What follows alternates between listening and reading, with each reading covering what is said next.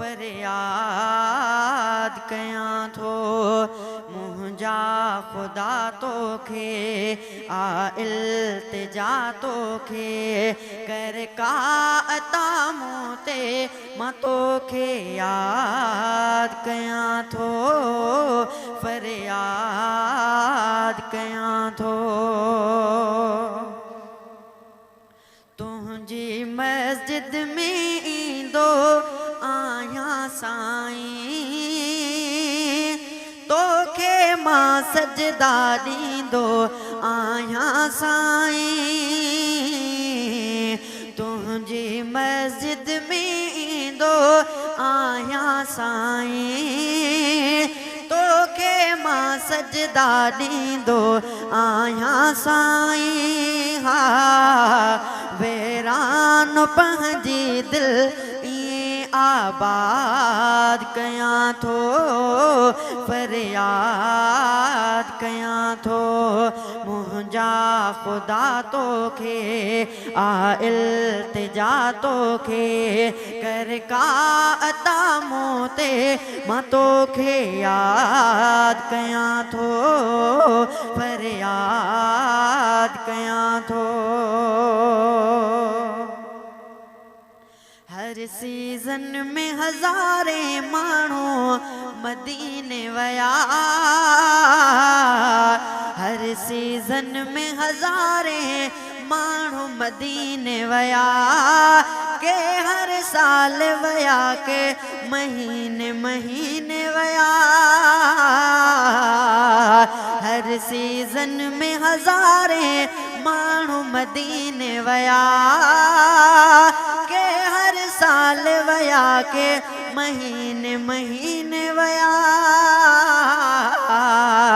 सिक में सिका थो मां मदीनो याद कयां थो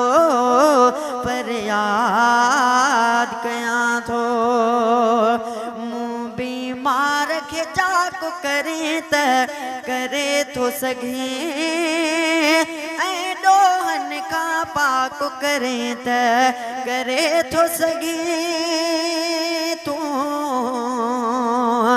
मूं बीमार खे चाक करे त करे थो सघे ऐं ॾोहन खां पाक करे त करे थो सघे इन आसरे ते दिल खे शाद कयां थो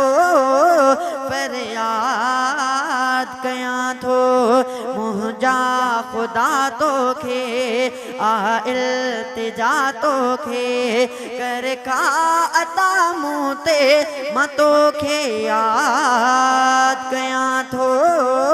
फरियाद कयां थो पंज नमाज़ूं पूरियूं पढ़ां क़ुरान पढ़ां सारी हयाती हमद नबीअ जो शान पढ़ां पंज नमाज़ूं पूरियूं पढ़ां क़ुरान पढ़ां सारी हयाती हमद नबीअ जो शान पढ़ां असहाब के शेर में जिंदाबाद कयां थो फरियाद कयां थो मुंहिंजा ख़ुदा तोखे